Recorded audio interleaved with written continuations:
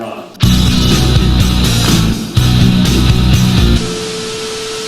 Welcome back to All the Kids Have Had Enough, y'all. Today we have some very special guests. Hey guys, this is Jura. Lanaya. Ayo. Zanaya. Oh, Stephanie. For today's episode, I wanted to talk about getting older, because I feel like right now I'm a junior in high school, and I feel like it's a transition into adulthood. I mean, I turned 18 in November, so this is kind of crazy to think about that I'm turning 18, like I'm really gonna be an adult. And to have the perspectives of you guys, because I feel like you guys are not too far in age from us, but y'all have hit that point of adulthood. So I feel really good to hear some words of wisdom from y'all. And yeah, I just thought it would be really good to get y'all on here. And I have my juniors, and so that's Brittany and Zanaya, y'all. They just introduced themselves. The first question I had, what getting older means to you? So to me personally, I feel like getting older is learning responsibility, gaining new experiences, and just going through life. I kind of agree with that. I would say getting older for me is more about learning my independence, making decisions on my own, learning about financial freedom from my parents, finding myself, finding my purpose. The fun part about adulthood is like the social life part about it, but everything else is like But even stressful. with that, like the older you get, the social life It's part like- about it is not it's the same as thing, much as it be. yeah. Like when you think of, that's the question that a lot of people ask, like when you think of getting older, like what age is older to you? Because your fun days for some people can be your 20s, whereas for other people your fun days can be when you get a little older. Right. Or it can be before you even get into your 20s, because when you turn 21, that's when like you really have to take on responsibility, so you can't really have a social life. So that's why we kind of tell like students not to like want to grow up fast, because the fun that you see, you know, it's right. And we're not saying that life is going to be boring and, you know, you're going to be stuck at home and all you do is work, because you decide what you want to do with your life. But definitely understanding that the responsibilities can sometimes, like, it's just not all fun and games, Right. you know, but you choose that for yourself when you get an adult. Yeah, I was gonna say that, because for me, I feel like I'm really optimistic now is what I'm trying to say. Like when I was younger, I wasn't like, I was scared to what the future had to offer. So now that I'm older, it's kind of like I'm breaking out of that like scared mindset, like that anxious mindset, and I'm kind of like, I'm optimistic, and my mindset has changed. Like I want to go out and I want to do things and I want to see the world, you know what I mean? So like when I say wild out, I don't mean wild out in like a crazy sense, you know? I'm just saying like wild out and like let me Enjoy do all that life. stuff. Yeah, enjoy life. Yeah. Anyway, Brittany and Zanaya. I think for me, growing up, I remember when I was like 10, 9, I'd be like, I mean, I'm still young, I'm only 16, but when I was 10, like, I'll never stop watching My Little Pony, like, I'll never stop playing with Barbie dolls, I love Monster High, and now I don't even, like, watch that stuff anymore. I think, like, growing up was, like, I don't want to say, like, stop playing with toys, but it's just, like, I think that was, like, my biggest turning point, because I was, like, really attached to, like my, like, kitty, like, toys and stuff, but now I don't use that. And, like, I think also growing up is, like, stop reminiscing in the past, because like now all I talk about is like my middle school days, and I'm just like, maybe it's time for me to make high school memories. And, like, I think I missed a lot of stuff because 8th grade, like our 8th grade, it ended. Like we didn't get to really experience it. So like I keep reminiscing on middle school, like what could have been, but I think I should talk about like now, the future, the present. Matter of fact, I was just talking about that. Like I feel like the end of 8th grade, it was like no true like closing for every was like, yeah, it was like no finishing point. It was just like we was just being thrown into like 9th grade and that was it. So yeah, That's actually a really good point that y'all brought up, because for us, the juniors, it was kind of different, because our 8th grade was basically stolen from right up under us with you know, the coronavirus and everything like that. I feel like we didn't really get to put an end to our childhood. We were kind of just thrown into this coming of age kind of phase. So I feel like we were kind of robbed of that. And I feel like, I don't know if this is your experiences, but I feel like I was kind of forced into being more mature. Like my emotional maturity had to kind of go up, you know, just being surrounded by all of that like grief. And I would also like to say that I think like a maturity gap between like the 9th graders like and the 10th graders, like and like they won't stop wilding out, and I think it's because I think like 7th and 8th grade is where you really get to mature, and they never got to mature. So when they came to freshman year, they went crazy, and I don't blame them. It's not their fault. I can relate to that because I think COVID started 2019, 2020. I think I was in my sophomore year, and then we were sent home in our first semester. And then when we came back, we were probably juniors, but everything was online, so there wasn't like, I feel like actual college until senior year. So I can say I feel like I kind of experienced the same thing where I was like forced to mature. Like I didn't get my full college experience the whole 4 years because of COVID. But yeah, I was just gonna say I can relate to that. Wow, you guys make you feel old. Because I was already out of college when COVID hit. Like, I was starting my master's at the time, but, like, it was just master's. Like, it was nothing. I was working full-time and everything like that. So, like, you know, I was already an adult, you know, in that sense, where I had, like, a job and I had bills to pay and all that other stuff. So, it was just, like, I was already there. And then for me, I grew up being the oldest. So, I felt like I've always had to mature faster than other people. So, it's just, like, becoming an adult was kind of a little bit easier for me. But when COVID hit, it was just like, yay, I don't have to go to work. Like, or like, I don't have to do as much work as I would, like, if COVID wasn't here. You know, I was going through the griefs and everything like that. And, you know, seeing with my mom as being a nurse and all that other stuff, you know, grief-wise. But, like, actually maturity-wise, I don't know, I was just already there. So, you know, I mean, my sister went through that. But for me, it was just, everybody was still in college and I was just being an adult. Similar to this old story, I was also a sophomore in college when COVID happened, and I feel like I came into my sophomore year like, this is going to be my year. I'm going to branch out and have like the graceful experiences. And I was open to that, but then COVID happened, so I had to make my experiences online. I joined a fraternity online because I felt like, dang, because I was graduating a year earlier, I felt like if I don't start something now, I'm not going to have a college experience. And I had to make something of something. Because you're at home all day in the bed on the computer. It's like you feel robbed. And I feel like my best experiences in college came my senior year, but my senior year was kind of a junior year because I graduated early, so I still feel like, dang, I wasn't in college for a long time. I need more time to like have those experiences, have those fun, like have that fun, have those memories made. But I have like developed this fear of things like running away from me because of COVID. It's like life can really just change in the span of a day. So I feel like that's another reason why I'm so like eager to really do whatever it is that I want to do, because I don't want to leave this earth and not do what I need to do. Like I don't want to leave this earth and not play my part in changing the world somehow. You know what I mean? can I ask you a question? Yeah, for sure. What are things that you want to do that you feel like what's something that you like? What's your list? My list. Oh my Or god. experiences you want to experience that you feel like that will like show that you made it to adulthood, or like you're maturing in some sense. I want to be self-sufficient. Like I want to be successful and I want to be self-sufficient. Like there's so many things that I want to do, like in terms of like making my dreams happen, like things like that. I feel like I want to be self-sufficient. Right now I feel like because I live with Caribbean parents, it feels a bit like I'm locked up right now. And so yeah, just to have that freedom to just be and be like, oh, I can make my own decisions now. And figure out like who you are. Exactly. Like that's actually, I feel like I already have most of who I am figured out. You know, I have a general consensus of who I am, but I just want to be able to really truly be who I am. Yeah. I think that's when I know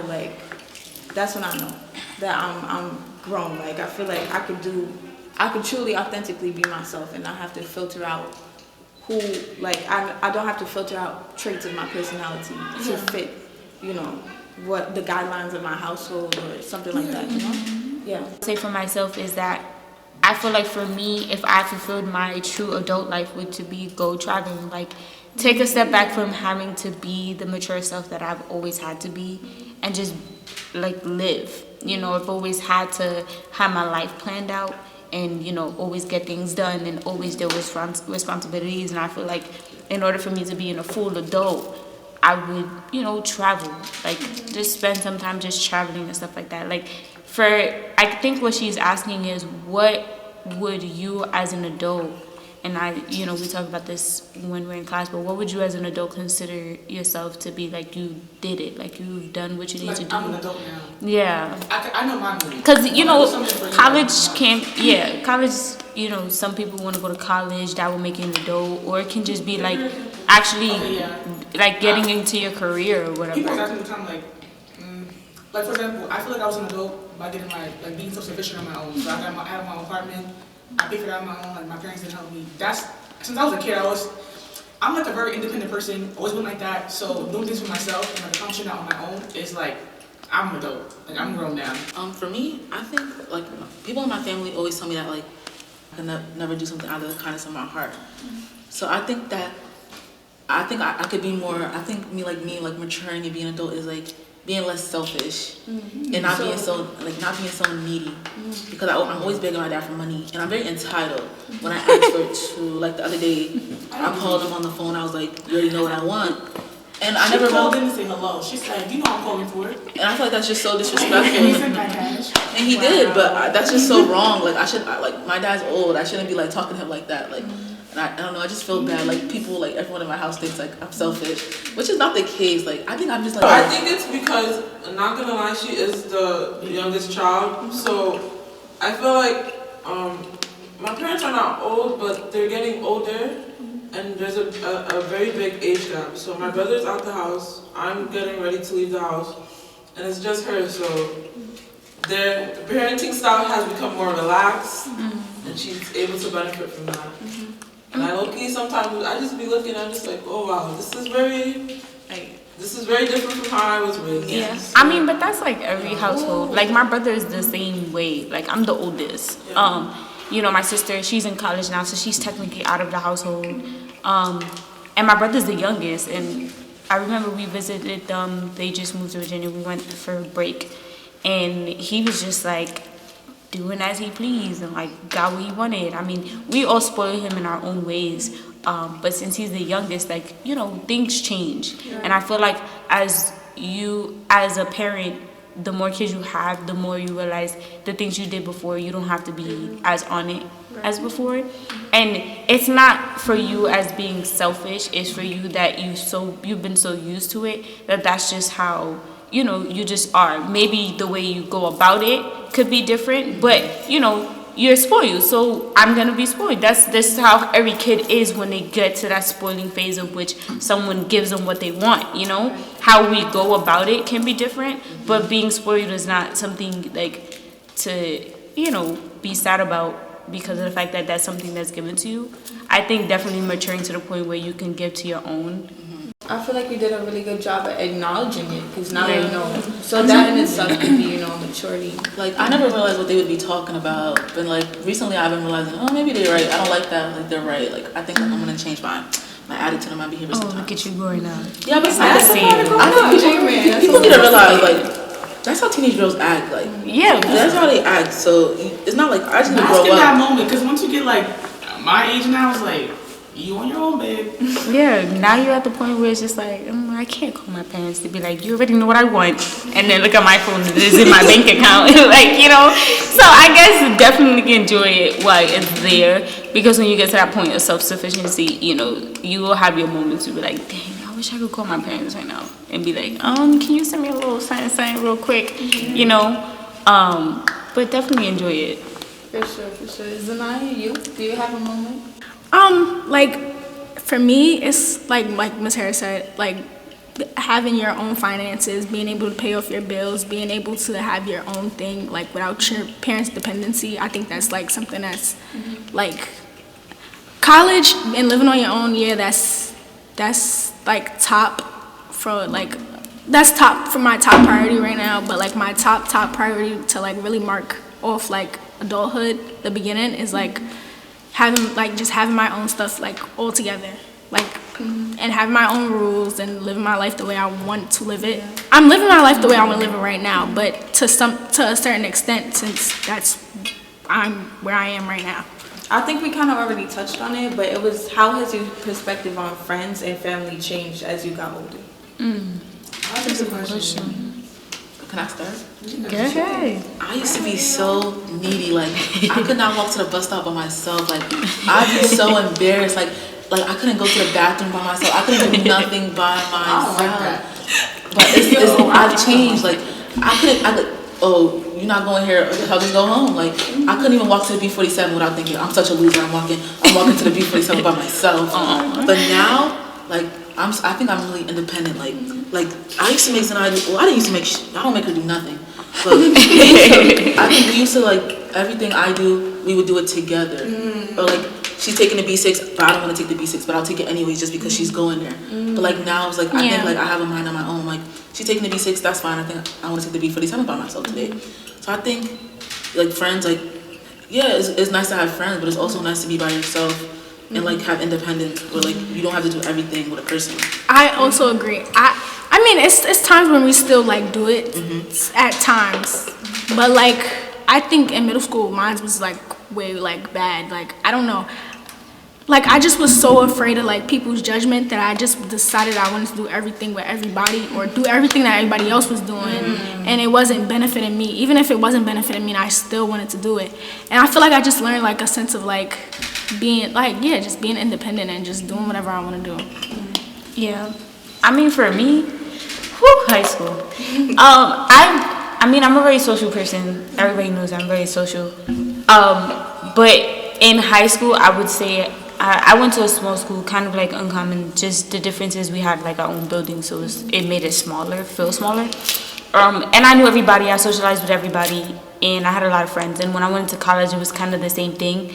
But as I started experiencing more in my life, I started to realize that, you know, I like being alone because I liked dealing with my problems alone. Because judgment comes whether you friends or family.